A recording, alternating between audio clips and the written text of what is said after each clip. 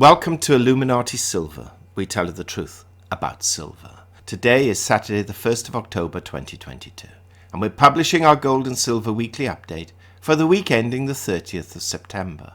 Now before we do that, we have an important announcement at the end of this video. So please, whatever you do, stay tuned in. Meanwhile, let's take a look at what's happened this past week and what we envisage occurring this coming week.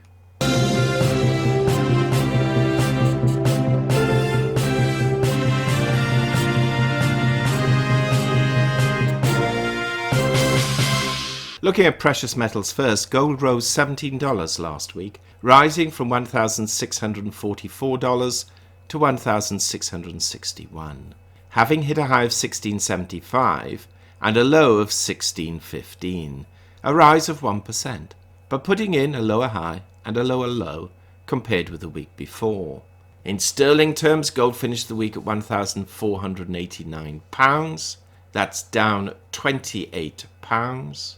And in euros it closed at €1,695, that's down €3. The reason for the fall in the price of gold in sterling terms has been the increased strength of sterling this past week after its abysmal fall the week before.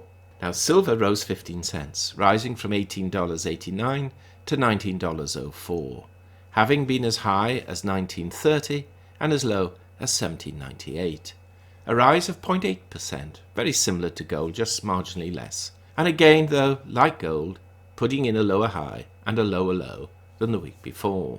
In sterling terms, silver closed at £17.08, that's down 34 pence. And in euros, it closed at 19.44 euros, that's down just 0.06 euros. The gold to silver ratio rose ever so slightly from 87 to 1 to 87.2 to 1. Now let's look at the prediction we made last week. This is what we said. We expect to see gold trade between $15.75 and $16.75, and we forecast silver to trade between $17.75 and $19.75. And this is what happened. Gold and silver both traded within those trading ranges. The difference between gold's high and low was $60, some $12 higher than the previous week, and the difference between silver's high and low was $1.32, compared with the previous week's difference of $1.13. So we had increased volatility, but not significantly so. Now we shall cover more on this after we look at the other financials. Bitcoin is currently standing at $19,329, up $254 on the week, though it has been moving within a sort of $2,000, $2,500 band during the course of the last 7 days. Equities were down again quite significantly, though, this past week. The Dow Jones closed on Friday at 28,725. That was down 500 points on the day and down 865 points on the week. The S&P 500 closed at 3,585, down 54 on the day, that's on Friday, and down 108 on the week. And the Nasdaq Composite closed at 10,575, down 161 points on the day, and down 292 points on the week. So a bad week for equities, though the falls were not quite as large as the week before. Oils were slightly mixed this week, though at the margin. Brent crude closed at $85.14, that's down $1.01, and WTI crude closed at $79.49, that's up 0.75 on the week. Now the dollar index stands at 112.11. That is down 1.08 points on the week, but earlier in the week we did actually see the dollar index surpass 114. Now moving on, let's take a look at the economic data announced last week and the important, in fact very important data to be announced this coming week. Looking at last week's economic data announced by the United States and just choosing some key elements, we can see that on Tuesday, durable goods orders for August were minus 0.2%, slightly better than expected because expectations were minus 0.5, though the figures in July were minus 0.1. The Consumer Confidence Index surprised us a little, because for September that has come in at a positive 108, compared with expectations of 104. So that was quite interesting to note. And new home sales also for August were up some 185,000 higher than expectations. Then on Thursday, we have the initial jobless claims, which were down, in fact, at 193,000, compared with expectations at 215, and the continuing jobless claims were also improved upon at 1.35 million. Now, whether these falls will continue remains to be seen, but even though we're talking about economic recession, at the moment the jobs figures are looking still relatively healthy. However, what is not healthy is the PCE index, and we can see that the core PCE price index for August was 0.6%, which basically is 0.1% higher than expectations and 0.6% higher than the previous month. This means that year-on-year core PCE is 4.9%, and the PCE price index year-on-year is 6.2%. And you can see with the decline in gold and silver prices on Friday that this caused essentially that to occur. Why? Because the dollar index strengthened, because the higher inflation is going to be, the higher interest rates are likely to rise too. Real consumer spending, though, was marginally up on the previous month. Now, what have we got coming out this coming week? Well, quite important actually, a few important days this coming week. We have the S&P Manufacturing Index and the ISM Manufacturing Index on Monday. Worth looking at there. Tuesday, factory orders. Wednesday, we have the ADP employment report. And that usually gives us an indication, not necessarily a guarantee, but an indication as to what's going to happen on Friday. Why? Because on Friday we have the non-farm payrolls. And they are quite crucial. We also have the services indices on Wednesday as well. Thursday, the standard jobless claims, and then Friday, non-farm payrolls, plus all the consequential data that runs with that, and average hourly earnings, labour force participation, etc. And we also have the consumer credit figures. So it's an important week for data.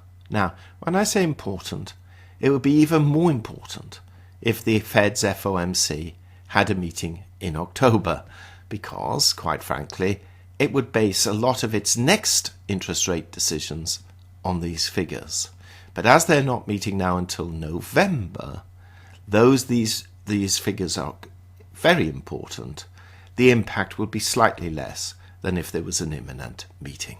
Now, we stated last week to watch out for the PCE data on Friday, as this could prove critical, and we believe to some extent that it has. The Commerce Department released the latest inflation figures vis-à-vis the PCE that revealed that core PCE jumped 0.6% in August. It shows that inflation is still increasing. Now, the preferred gauge used by the Federal Reserve, the PCE price index, revealed that inflation accelerated even more than expected in August. On a year-over-year basis, as we saw, the core PCE, which omits food and energy costs, increased 4.9%, above projections of 4.7%.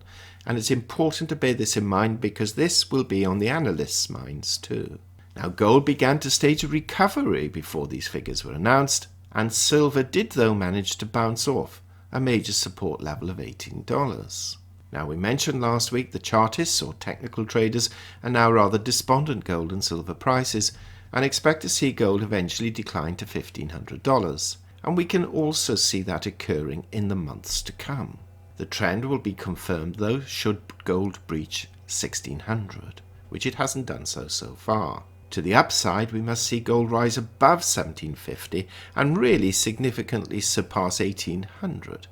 Otherwise, the downward trend may indeed continue. Silver is also in decline, as witnessed by lower highs and lower lows. And once $18 is breached towards the downside, we can see silver trend ultimately towards the $15 level, not in one fair swoop, but over a period of time, especially if recession is on the cards. Now, some analysts, particularly technical traders, will have witnessed a hammer forming for the week, which is a bullish sign and suggests a potential buying opportunity.